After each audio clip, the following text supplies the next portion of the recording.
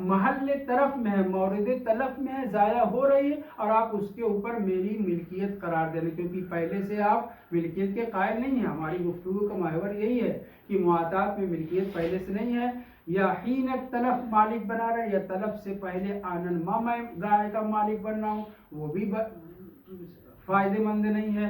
حین تلف اگر بن رہا ہوں تب بھی فائدہ مند نہیں، کیونکہ لہذا میں قابلیت ہی نہیں، کیونکہ یہ شے جو مورد تلف میں ہے وہ قابلیت ملکیت ہی نہیں رکھتی۔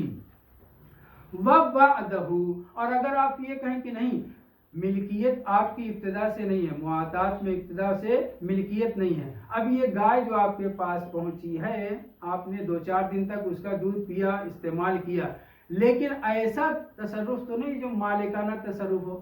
مالکانہ تصرف میں کیا، شے کو مثلا بیچنا، ہدیہ کرنا، وتی کرنا وغیرہ وغیرہ۔ اگر یہ گائے مر جائے اور یہ مر جانے کے بعد میں تلف ہونے کے بعد، مر جانے کے بعد مالک ہو رہا ہوں، تو کس چیز کا مالک ہو رہا ہوں؟ ایک معدوم شے کا۔ واضح ہے؟ تو معاطات میں اگر آپ ملکیت کے پہلے سے قائل نہیں ہیں اور شے قہری طور پر آسمانی آفت کی بنیاد پر ضائع ہو رہی ہے، تو اس کی 3 صورت بن رہی ہے، یا اس آسمانی آفت سے پہلے میں اس شے کا آنن ما مالک بنا، پھر میری ملکیت میں گائے مری، یہ قاعدہ جدید لازم آتا ہے۔ 2، جس وقت تلف ہو رہی ہے مورد تلف میں اس شے کا مالک بن رہا ہوں، یہ بھی قاعدہ جدید لازم آتا ہے، ایسا کوئی قانون شریعت میں نہیں ہے۔ تیسرے، تلف ہو جانے کے بعد میں اس شے کے اوپر ملکیت میری آ جائے، یہ کیا ہوگا؟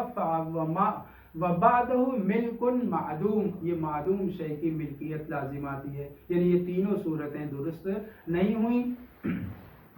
اور وہ جو کہا تھا کہ عدم ملک، جیسے غصب میں کہا تھا، یہاں پہ اگر کہیں کہ نہیں، جس وقت گائے مر رہی ہے نہ اس سے آنن ما پہلے آپ مالک ہوئے، نہ تلف کے وقت مالک ہوئے، نہ تلف کے بعد مالک ہوئے، ایسے ملکیت ہی نہیں آئے گی۔ اگر عدم ملک کے قائل ہو رہے ہیں، وَمَا عَدَمِ الدُّخُولِ فِي الْمِلْكِ يَكُونُ مِلْكُ الْآخَرِ بِغَيْرِ عِوَضٍ، تو جو مقابل میں جس نے مجھے پیسہ دیا ہے نا، وہ جو پیسے کا مالک، پیسہ جو جس کے پاس گیا ہے گائے کا، وہ بغیر کسی عوض کے پیسے کا مالک بن رہا ہے۔ تو اگر ہم گائے کے اوپر ملکیت کے قائل نہیں ہو رہے، نہ پہلے تلف ہونے سے، نہ تلف ہونے کے ساتھ، نہ تلف ہونے کے بعد، کیونکہ تینوں میں اشکال پیدا ہو رہا ہے، تو اس وقت گائے کے اوپر اگر ہم ملکیت کے قائل نہیں ہوئے، تو پیسے کے اوپر جو اس نے پیسہ دیا، وہ کیا، پیسہ جس کے پاس پہنچا وہ کیا ہے؟ بغیر کسی مقابل شے کے اس کا مالک بن رہا ہے۔ انشاءاللہ اس کی وضاحت اور کریں گے۔ والحمدللہ رب العالمین۔ بہت جزئی اور اس میں بسم اللہ الرحمن الرحیم، الحمدللہ رب العالمین، وصلی اللہ علی محمد وآلہ الطاہرین، ولعنۃ اللہ علی اعدائہم اجمعین۔ بسم اللہ الرحمن الرحیم۔ ہم گفتگو کر رہے تھے کہ اگر معاطات میں طرفین نے جو نیت کی ہے تملیک کی، اگر اس کے اوپر حکم اباحہ کا لگایا جاتا ہے تو چند قواعد جدیدہ شریعت کے لازم آتے ہیں۔ ان میں 2-3 قاعدے پڑھے، اور آخری جو پڑھا تھا وہ یہ کہ اگر ہم اباحے کے قائل ہیں علیکم السلام اور ملکیت حاصل نہیں ہوتی، تو پھر کتنے ایسے امور ہیں کہ جو اپنی پراپرٹی میں ہونی چاہیے، مگر وہ غیر کی پراپرٹی میں، غیر کے مال میں تصرف لازم آتے ہیں۔ ان میں آخری باتیں جو ذکر کی تھی اس میں یہ تھا کہ اگر ہم کو معلوم نہیں ہے کہ طرف مقابل نے اس کو استعمال کیا یا نہیں، تب بھی ہم اس کے اوپر حکم لگائیں گے، یا استعمال کیا ہے تب بھی وہ اس طرح سے ثابت کیا کہ اگر اس نے تصرف کیا ہے تو پھر اس تصرف کی بنیاد پر ہم کو اپنے مال میں تصرف کی اجازت ہو جائے گی، لیکن یہ حکم اباحہ سے اس کا کوئی تعلق نہیں ہے۔ آخری مثال جو باقی تھی وہ یہ کہ انسان اگر فقیر ہے، اس کے پاس پیسہ نہیں ہے، تو اس کے اوپر اسے حق حاصل ہے کہ وہ زکوٰۃ کے مال کو لے سکتا ہے، اور وہ آدمی جو جس کے پاس پیسہ ہے وہ زکوٰۃ کا مال نہیں لے سکتا ہے۔ یعنی کہ ایک آدمی ایسا تصور کریے کہ جس کے پاس بالکل پیسہ نہیں ہے، یعنی وہ زکوٰۃ لے سکتا ہے. اب اگر اس نے معاطات کے ذریعے سے ایسے مال لیا ہے کہ جو اسے فقر سے فقیری سے نکال سکتا ہے، اتنا مال معاطات کے ذریعے سے حاصل کیا ہے کہ جو اسے حکم فقیری سے نکال سکتا ہے. اب اگر معاطات میں امکان تملیک نہ ہو، صرف معاطات میں صرف اسے اباحت تصرف ہو، تو یہ آدمی اگر اب زکوٰۃ نہیں لینا چونکہ آپ نے کہا کہ اس کے پاس اتنی مقدار میں مال موجود ہے تو زکوٰۃ نہیں لے گا، تو تصرف کرے گا اس مال کو کہ جو اس کے پاس موجود ہے. تصرف کرنے کی صورت میں غیر کے مال میں تصرف کہلائے گا، اور فقیر کا حکم اس کے اوپر نہیں رہ جائے گا، کیونکہ اتنی مقدار میں پیسہ موجود ہے کہ جس سے اس کی فقیری ختم ہو جائے. مقابل میں جس نے اسے دیا ہے، اگر وہ بہت زیادہ پیسے والا ثروت والا تھا اور اتنی مقدار میں جو معاملہ کیا ہے، وہ اگر معاطات میں ملکیت کے قائل نہیں ہوتے اور صرف اباحت التصرف کے قائل ہوتے ہیں، تو وہ صفت استغنا سے باہر ہو کر کے خمس کی زکوٰۃ کو لے سکتا ہے. یہ صفت فقیری اور صفت غنا دونوں ایک دوسرے کے مقابل میں ہے. اور اس طریقے سے علیہ السلام جو شخص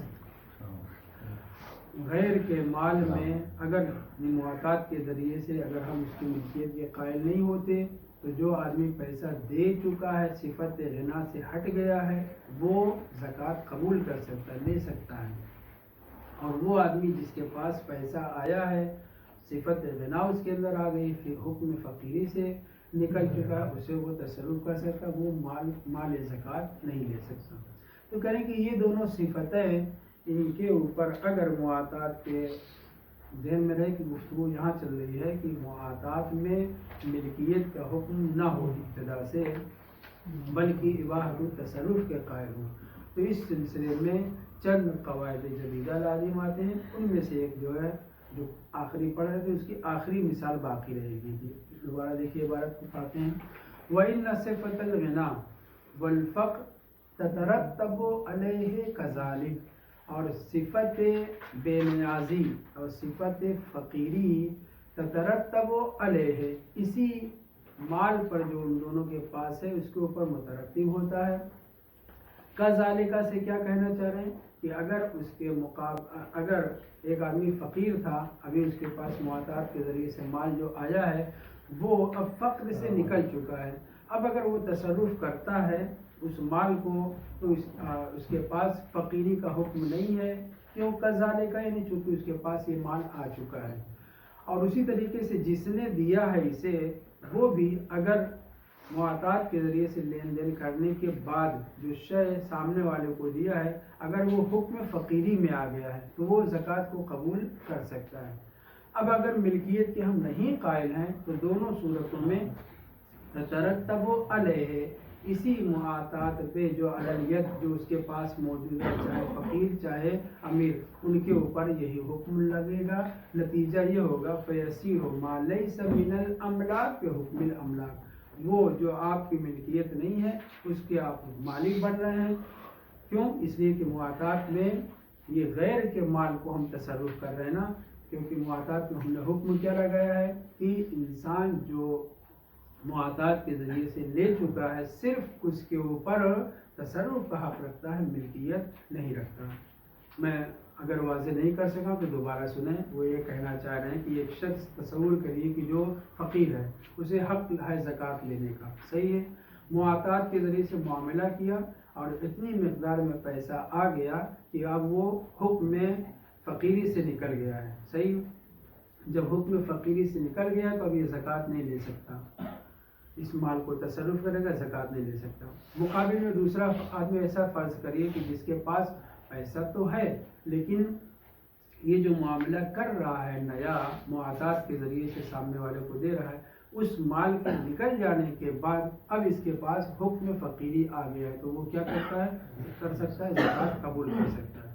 تو کہنے کہ اگر ہم معاطات میں ملکیت کے قائل نہیں ہیں تو ادھر جو فقیر ہے وہ بے نیاز ہو جائے گا اور جو بے نیاز ہے وہ فقیر ہو جائے گا. نتیجے میں غیر کے مال جو فقر کی بنیاد پہ اس فقیر کو حاصل ہوا ہے اس غیر کے مال کو اس کا وہ مالک بن رہا ہے.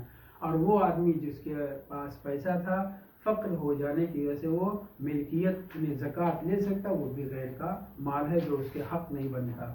تو کہنے کی ایک اور قانون جو لازم آیا وہ یہ کہ یہ جو خمس ہے، زکوٰۃ ہے، ربا ہے، یہ جتنی شفا وغیرہ کی جتنی مثالیں دی گئی ہیں ان سب میں ملکیت کے قائل ہو رہے ہیں اس شے کے اوپر جو خود کی ملکیت، جو خود کا مال نہیں ہے.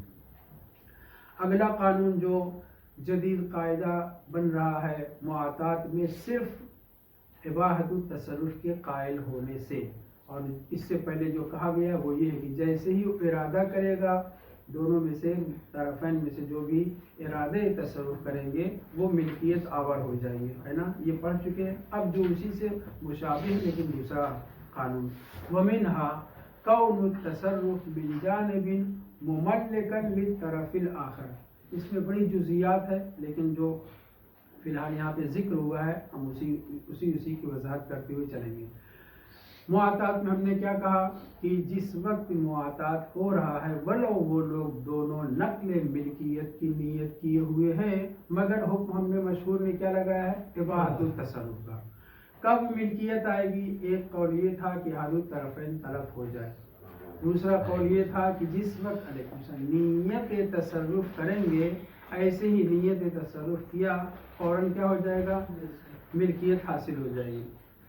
ابھی جو کرنے جا رہے ہیں اس سے پہلے جو بات کہی ہے اس کے مقابلے میں ابھی جو کرنے جا رہے ہیں وہ یہ ہے کہ ایک شخص دونوں میں سے کوئی ایک اپنے پاس جو معاطات کے ذریعے سے حاصل ہوا ہے اس میں وہ تصرف کرے.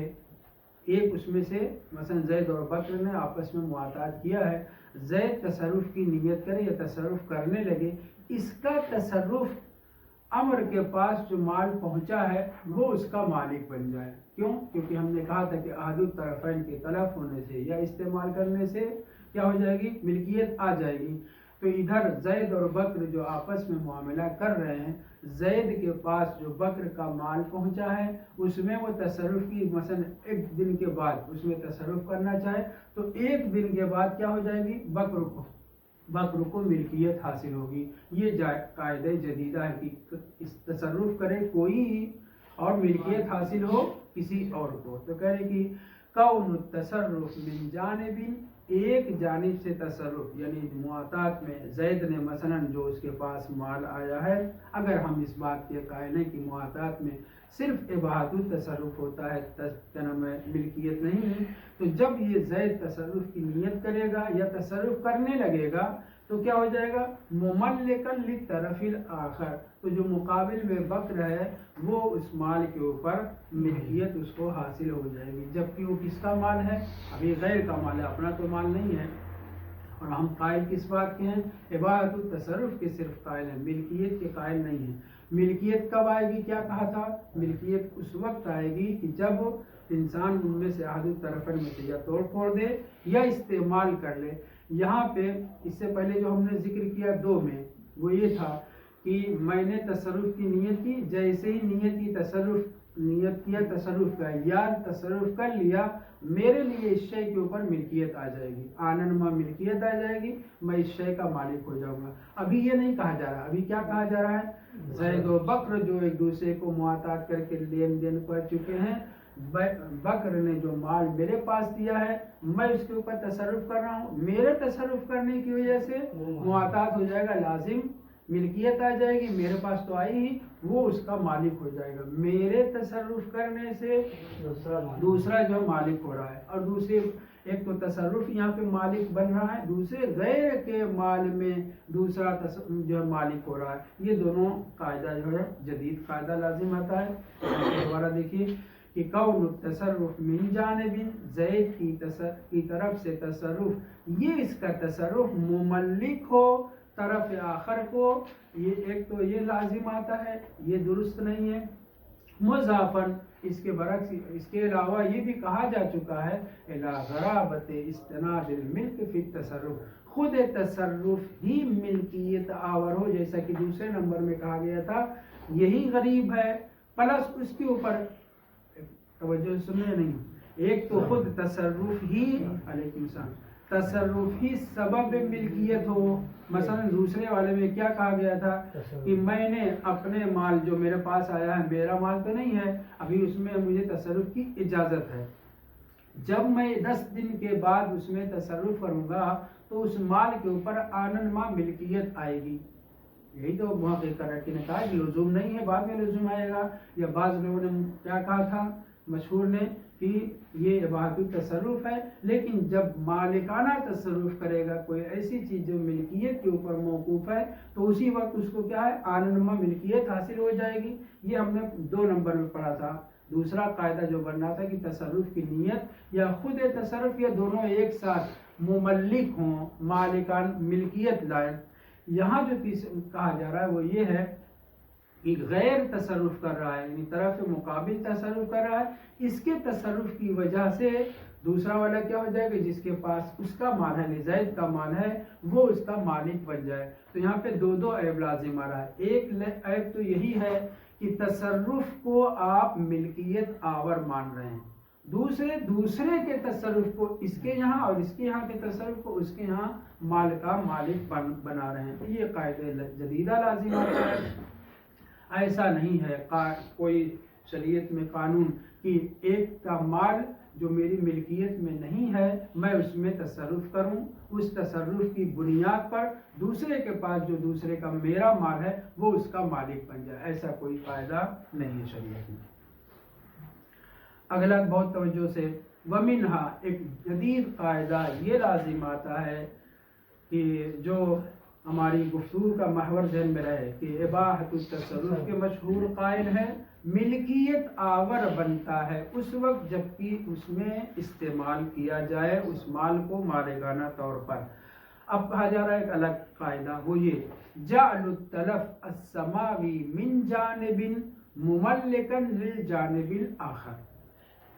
زید اور بکر نے آپس میں معاہدات کیا، معاہدات کرنے کے بعد زید کے یہاں یا بکر کے یہاں جو مال معاہدات کے ذریعے سے ماخوذ ہوا ہے، سمن و مسمن ہم کہیں، سمن یا مسمن میں سے بغیر کسی افراد اور تفرید کے زید کے پاس جو مال منتقل ہوا ہے آسمانی آفت کی بنیاد پر وہ ختم ہو گیا۔ مثلا گائے کو خریدا تھا، معاہدات کے ذریعے سے لین دین کیا تھا، اتفاق سے اس کی موت آ گئی تھی، گائے مر گئی۔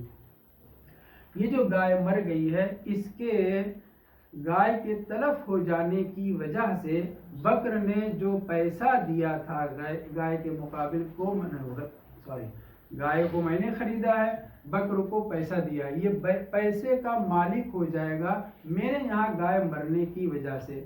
اباحت التصرف کا مطلب کیا ہے کہ ابھی ہم اس کے اوپر مالکانہ تصرف نہیں رکھتے، احد العوضین جب تلف ہو جائے تو دوسرا والا کیا ہو جاتا ہے، ملکیت آور ہو جاتا ہے۔ یہاں ہمارے ہم نے نہیں تلف کیا ہے، آسمانی طور پر، یعنی فرض کر لیں یہی موت اس کو آ گئی ہے، گائے کے مرنے کی وجہ سے جو مقابل والے نے کے پاس پیسہ پہنچا ہے وہ اس کا مالک ہو جائے گا۔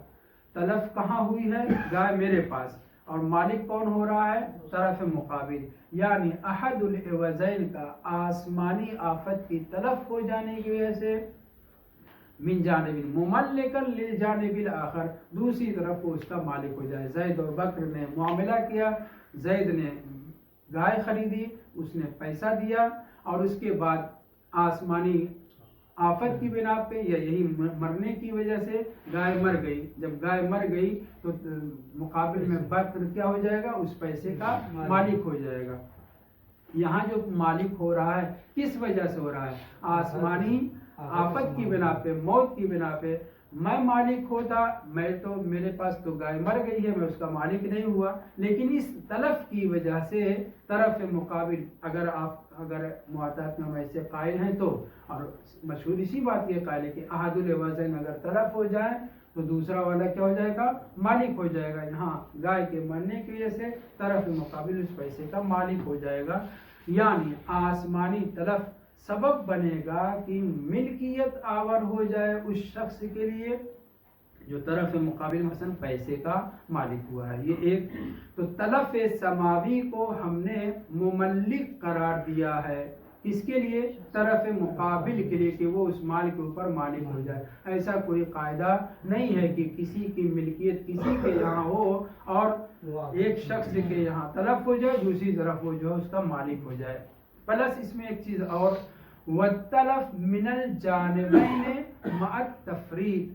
اگر معاطات کیا گیا ہے، توجہ سنیں، معاطات کیا گیا ہے، میں نے کتاب دی یا وہی گاہی فرض کر لے میں نے بیچی، طرف مقابل سے پیسہ لیا اور اس کے بعد میں نے پیسے میں افراد سے کام لیا، اس کی نگہداشت صحیح طریقے سے نہیں کی.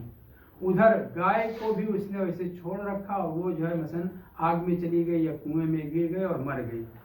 دونوں طرف سے تلف ہوا ہے، صحیح. اور تلف میں بھی مال افراد ہے، مال تفرید، کیا لفظ استعمال کیا؟ مال تفرید. جانبین کی طرف سے جو معاطات میں لین دین کیے گئے ہیں، اگر آپ معاطات میں صرف اباحت التصرف کے قائل نہیں ہیں، ملکیت کے قائل نہیں، صرف اباحت التصرف کے قائل ہیں اور جانبین نے کیا کیا ہے؟ توجہ نہیں کی، لحاظ نہیں کیا اور اچانک ایک ہی وقت میں، بہت توجہ سنیں، ایک ہی وقت میں سمن اور مسمن دونوں کے یہاں تلف ہو گئے، دونوں کے یہاں تلف ہو گئے.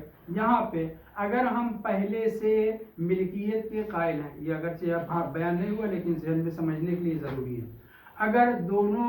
اگر ہم اباحت التصرف کے قائل نہیں بلکہ ملکیت کے قائل ہوئے تو جس کی ملکیت دونوں کی طرف پلٹ چکی تھی، پہنچ چکی تھی، گائے کی جو مری ہے اس کی ملکیت میں مری کیونکہ وہ اس کا مالک ہو چکا تھا.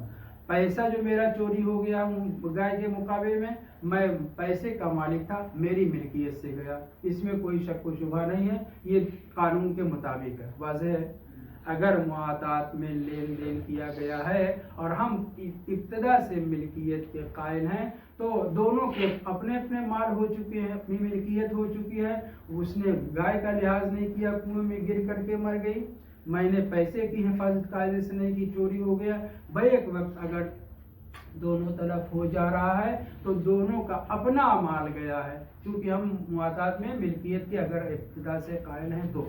لیکن اگر ابتدا سے ملکیت کے قائل نہیں ہے اور صرف یہ بات اس بات کے قائل ہے کہ اباحت التصرف ہے، ادھر بھی اس نے افراد سے کام لیا، لحاظ نہیں کیا، ضائع ہو گیا، میں نے بھی لحاظ نہیں کیا، ضائع ہو گیا.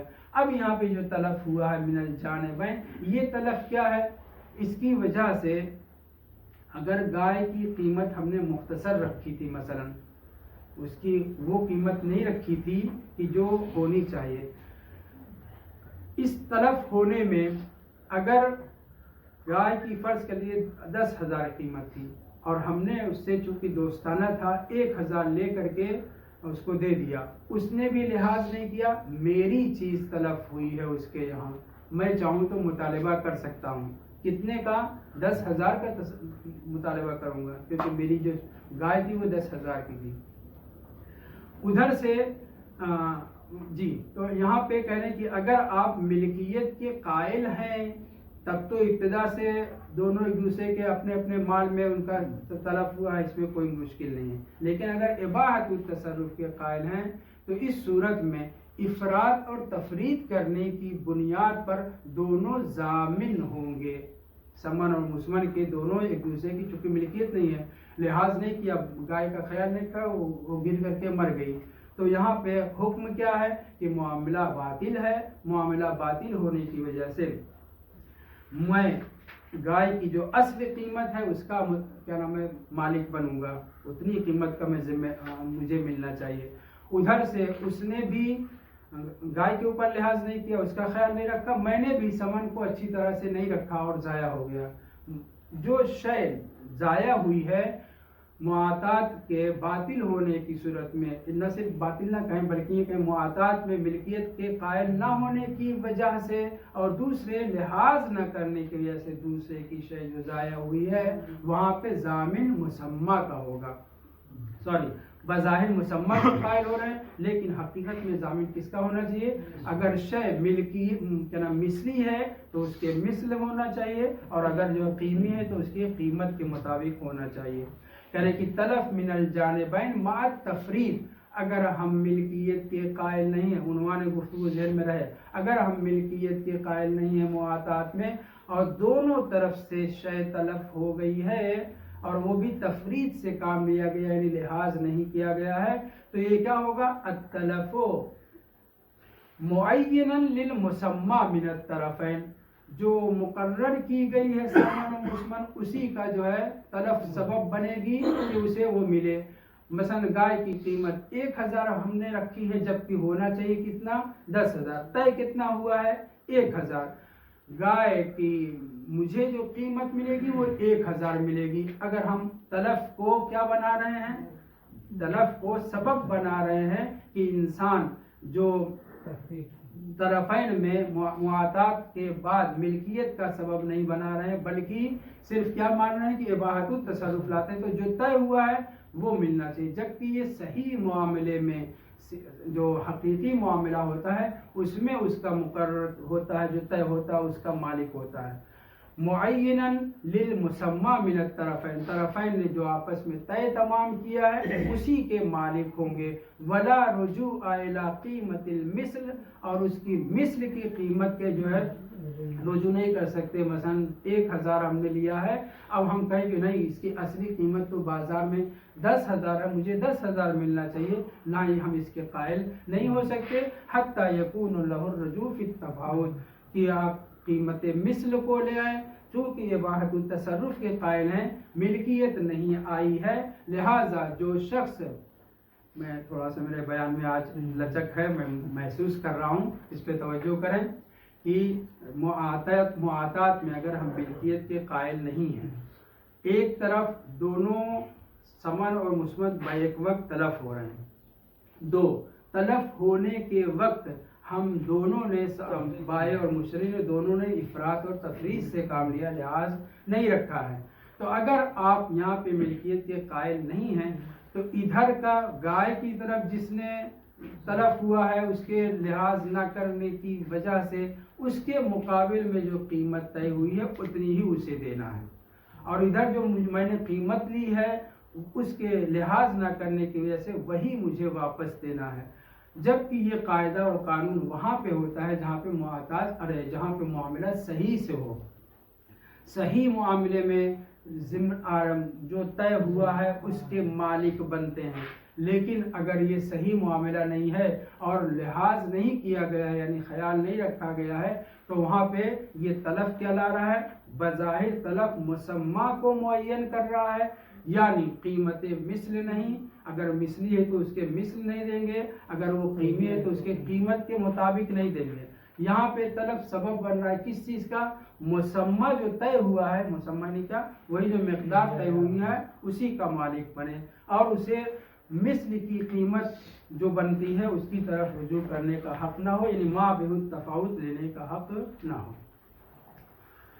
इसकी अलबत्ता और भी मिसालें जिक्र की गई है। ज़ैद और बकर ने जो लेन देन किया है, अगर हमने आपस मुआतात में कहा कि मिल्कियत नहीं आती है तो एक मरतबा दोनों ने इफरात से काम नहीं लिया है, दोनों का एक साथ तलब हुआ है। इस मिसाल को तवज्जो सुनें। अगर ज़ैद और बकर ने मुआतात किया है, हम मिल्कियत के कायल नहीं हैं, दोनों ने तफरीज से काम नहीं लिया है, दोनों महफूज रख रहे थे, इसके बावजूद आसमानी तलब से या किसी तरीके से दोनों का एक साथ तलब हो गया, तो इस सूरत में क्या होगा? जिसके पास जो तलब हुआ है उसकी मिक़दार के एतबार से लेगा, लेकिन अगर इफराद से काम लिया है, लिहाज नहीं किया है, तो यहाँ पे कह रहे कि ये तलब सबब बनेगा कि जो तय हुआ है उसी का मालिक बन जाए, जबकि ये हुक्म जो है सही मामले में है।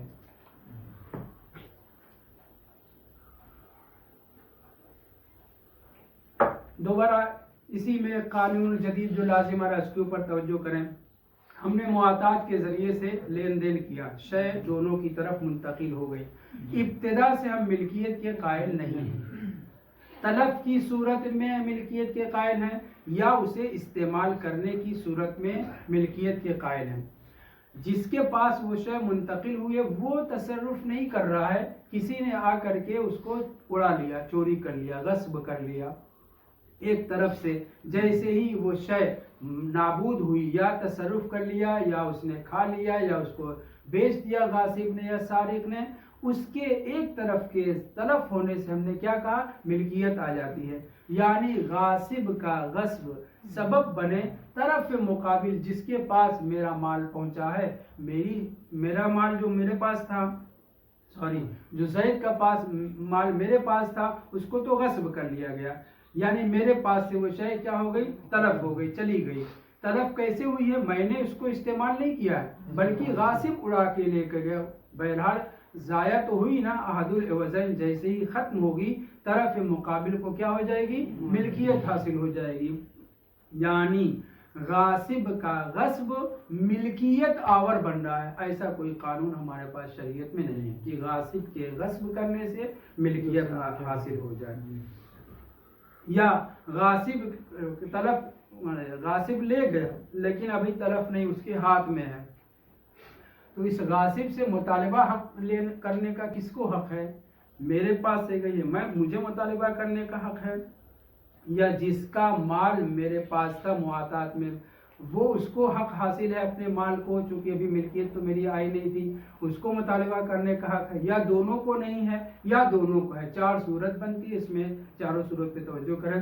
وَمَعَ حُصُولِهِ فِي يَدِ الْغَاصِبِ، جب وہ شے جو معاطات سے لی گئی ہے غاصب کے ہاتھ میں چلی جائے، اور تلف ہی فیہا، یا وہ غاصب کے ہاتھ میں جانے کے بعد تلف بھی ہو جائے اس کے ہاتھ میں، تو اب اس صورت میں آپ کیا قائل ہیں؟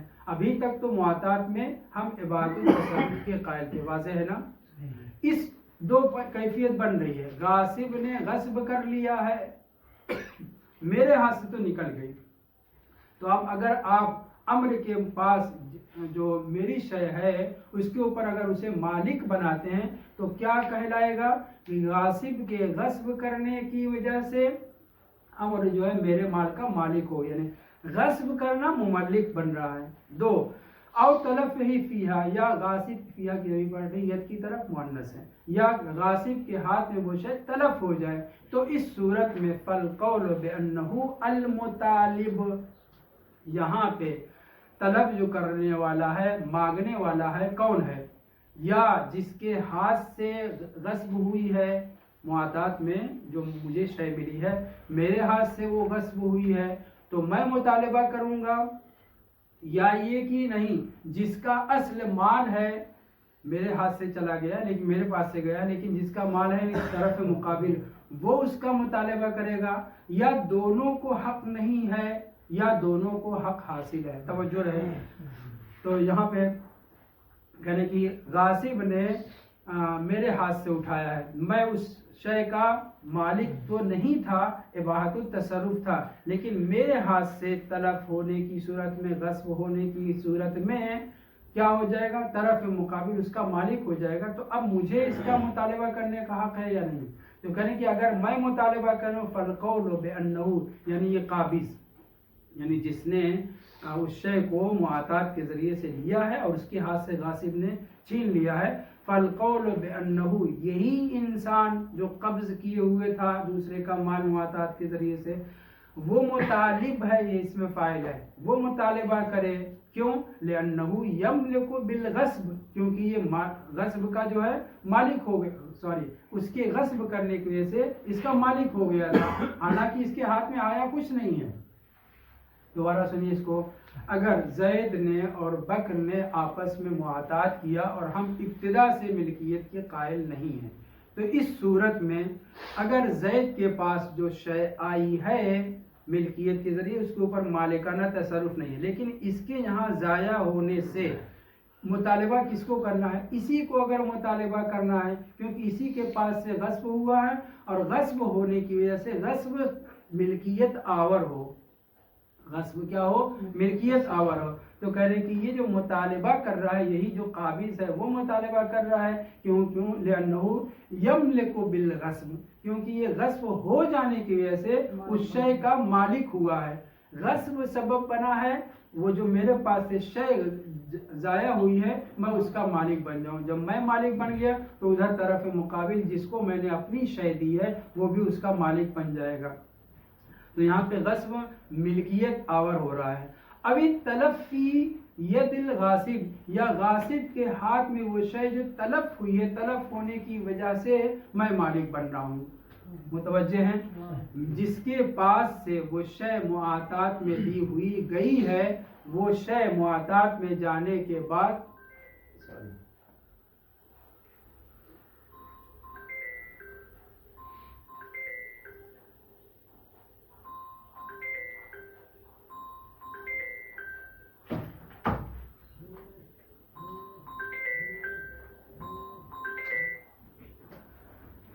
دیکھیں توجہ کریں. پہلی صورت تو یہ ہے کہ زید یا میں فرض کروں میں اپنے لیے میں نے کوئی چیز معاطات کے ذریعے سے دی اور مقابل میں مجھے پیسہ جو ملا ہے اس پیسے کو غاصب نے اڑا لیا.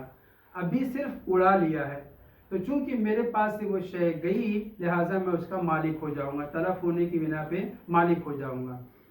یا تلف ہوئی ہے صرف غصب کیا ہے, ایک مرتبہ غصب کر کے لے کر کے چلا گیا ہے تب بھی میں اس کا مالک ہوا, اور دوسری مرتبہ یہ کہ اس سے تلف ہو گئی اس کے ہاتھ میں تب بھی میں مالک ہوا. یہاں پہ غصب اور تلف دونوں سبب بن رہے ہیں ملکیت کے. ایسا کوئی قاعدہ ہمارے پاس نہیں ہے. اسی کو اور آگے بڑھائیے. غصب کرنے کے بعد لے جانے کے بعد چونکہ اب میں اس کے اوپر مالک نہیں ہوا, طرف مقابل کے لیے میرا مال ختم ہو گیا لہٰذا وہ اس کا بھی مالک بن جائے گا, ہے کہ نہیں؟ میرے پاس سے جب غصب ہوا تو وہ طرف مقابل جس کے پاس معاطات کے ذریعے سے شے پہنچی ہے اب تک صرف اباحت التصرف تھا, میرے پاس ضائع ہو جانے کی وجہ سے اس کا وہ مالک بن جائے گا. تیسری صورت غاصب کے ہاتھ میں جو شے پہنچی ہے وہ اب تلف ہو گئی ہے, اس کے تلف ہو جانے کی وجہ سے میرے پاس سے ضائع ہونے کی وجہ سے ایک تو میں مالک بنا اس شے موہوم کے اوپر, اس شے موصوف کے اوپر جس کے اوپر میرا اختیار کچھ بھی نہیں, لیکن غصب ہو جانے کی وجہ سے تلف ہو جانے کی وجہ سے میں خود مالک ہوا. دوسرے طرف مقابل جو شے مجھ سے لے کر کے گیا ہے میرے پاس سے ضائع ہونے کی وجہ پہ وہ بھی اس کا مالک بن رہا ہے. تو کہنے کی والقول اس طرح سے ہے والقول بأنه المطالب لأنه يملك الغصب او التلف في يد الغاصب غریب. یہ بہت ہی غریب بات ہے کہ غاصب کے ہاتھ میں تلف ہو جانے کی بنا پہ میں اس شے کا مالک ہو جاؤں یا غاصب کے لے جانے کی وجہ سے اس کا میں مالک بن جاؤں. اگلا والقول بعدم الملک بعید جدا. اور اگر یہ کہے کہ جناب مال کے ضائع ہو جانے کے بعد اس کے غاصب کے لے جانے کی بنیاد پر اصل ملکیت ہی نہیں آئے گی تو یہ تو بعید ہے, کیونکہ آپ کہہ چکے ہیں پہلے کہ احد العوضین کے تلف ہو جانے کے بعد ملکیت آ جاتی ہے. والقول بعدم الملک بعید جدا. اور اگر ہم یہ کہیں کہ جس کے پاس سے وہ شے تلف ہوئی ہے غصب ہو گئی ہے اور وہ اس کا مالک نہیں ہے, اگر یہ کہیں تو یہ درست نہیں ہے. کیوں؟ اس لیے کہ ملکیت آتی ہے. ہم یہ کہہ چکے ہیں کہ معاطات میں اگر ملکیت کے قائل ہوتے ہیں تب بھی اشکال پیدا ہوتا ہے کہ غصب سبب بنے ملکیت کا یا تلف سبب بنے ملکیت کا, اور اگر ہم یہ قائل ہو جائیں نہیں ملکیت آتی ہی نہیں تو یہ تو اس قانون کے خلاف ہے جو آپ پہلے بیان کر چکے ہیں کہ معاطات میں احد العوضین کے تلف ہو جانے سے ملکیت آتی ہے. والقول بعدم الملک بعید جدا. اور اگر ملکیت ہی کے قائل نہ ہو تو یہ تو بعید ہے کیونکہ ایک طرف تو ضائع ہو چکی ہے, کیسے آپ ملکیت کے قائل نہیں ہوں گے. مع ان فی التلف القہری اذا ملک التالف قبل التلف فعجیب. اب یہاں پہ ایک دوسری بحث شروع ہو رہی ہے, وہ یہ ہے کہ اگر قہری طور پر آسمانی مثلا سبب کی بنا پہ یا موت کی سبب کی بنیاد پر کوئی ایک ان میں سے تلف ہو جائے تو یہ تلف کیا ہے؟ ملکیت آور ہوگا. ملکیت آور ہو یہ تو ایک عجیب بات ہے. البتہ یہ میں پہلے بیان کر چکا جو عبارت اب آ رہی ہے کہ اگر تالیف جس کے ہاتھ میں ہے شے معاطات کے ذریعے سے لینے کے بعد ابھی صرف اس کو اباحت التصرف کا حق ہے, ملکیت نہیں حاصل ہوئی ہے. ملکیت کب آئے گی؟ جب احد العوضین تلف ہو جائے. اب اگر آسمانی مصیبت کی بنا پر یا موت کی بنیاد پر مثلا گائے تلف ہو گئی ہے تو یہ تلف میرے لیے اس گائے کے اوپر ملکیت کا سبب بنے، یہ عجیب و غریب بات ہے کہ جو شے میرے ہاتھ میں ہے ہی نہیں، ہی نہ تلف، یا میں اس کے اوپر جو مالک ہو جاؤں گا یا تلف کے بعد مالک ہوں گا، یہ تین صورت پیدا ہوتی ہے، یہ بھی درست نہیں ہے۔ والقول ما ان التلف ما ان فی تلف القہری اذا ملک التالف قبل التلف، ایک صورت تو یہ ہے کہ آپ یہ کہیں کہ آنن ما ملکیت حاصل ہو جائے گی، اس میں تین صورت کیسے بنے گی؟ معاطات کے ذریعے سے لین دین ہوا، گائے میں لے کر کے چلا، گائے کو میں تصرف کرنا چاہ رہا ہوں، اس کو استعمال کرنا چاہ رہا ہوں، کاٹ کے اس کا گوشت کھانا چاہ رہا ہوں، یہاں نیت کی، ادھر سے مثلا اس کی موت آ گئی تھی، مر گئی، یہ قبل التلف قبل الاستعمال، میرے یہاں یہ جو گائے مر گئی ہے تو اس تلف کی بنیاد پر میں اس کا مالک بن رہا ہوں گائے کا۔ آنن ما تلف ہونے سے پہلے اس کا ملکیت کے قائل ہو جائیں تب یہ ملکیت ہماری ہوگی، بات واضح ہو رہی ہے نہیں؟ یعنی گائے کی ملکیت، گائے کے اوپر میری ملکیت کیسے ہو سکتی ہے؟ تلف سے پہلے یا تلف ہونے کے ساتھ یا تلف ہونے کے بعد، ان تینوں صورتوں میں تین اشکال لازم آتا ہے۔ ایک یہ کہ ہم آنن ما ملکیت کے قائل ہوں کہ جیسے ہی تلف ہوئی اس تلف ہونے سے پہلے ملکیت میری آ گئی، تو میرا فائدہ کیا ہے اس میں؟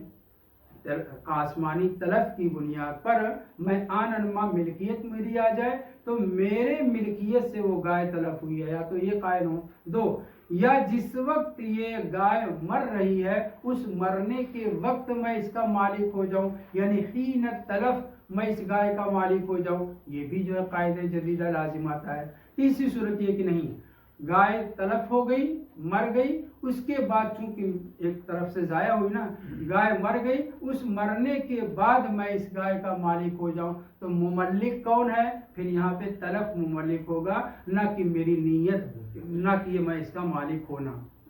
والقول، اس پہ توجہ دیں، ما ان فی التلف القہری اذا ملک التالف قبل التلف تو فعجیب، اگر ہم یہ کہیں کہ تلف سے پہلے آنن ما ملکیت حاصل ہوئی، اس کو ملکیت جو حاصل ہوئی ہے وہ پہلے ملکیت حاصل نہیں ہوئی تھی، تلف ہونے سے پہلے تالف کے یہاں یہ شے مالک ہو، اس کا مالک ہوا ہے، فعجیب، یہ جدید قاعدہ لازم آتا ہے، آنن ما ملکیت جو بن رہی ہے تلف سے پہلے یہ درست نہیں ہے۔ وَمَعَهُ، دوسری صورت یہ ہے کہ کیا ہے؟ مَعَهُ مَعَ التَّلَف، یعنی میں اس شے کے اوپر، گائے کے اوپر، چونکہ ہم معاطات میں ملکیت کے قائل نہیں ہے نا، تو کیا ہوگا؟ جس وقت تلف ہو رہی ہے، نابود ہو رہی ہے، مر رہی ہے، اس وقت میں مالک بنوں، تو یہ کیا ہے؟ وَمَعَهُ بَعِيدٌ، یہ بھی جو ہے بعید ہے، قانون جدید لازم آتا ہے کہ وہ شے جو حالت تلف میں ہے وہ میں اس کے اوپر مالک ہو رہا ہوں۔ تیسری صورت، اچھا کیوں بعید ہے اس کی وجہ بتانا، لعدم قابلیت ہی نہیں، کیونکہ وہ تلف ہوتے ہوتے، گائے مرتے مرتے میری ملکیت میں آئے، اس کے اندر ملکیت بننے کی قابلیت نہیں، کیونکہ وہ تلف ہو رہی ہے، واضح ہو رہی بات یا نہیں؟ اگر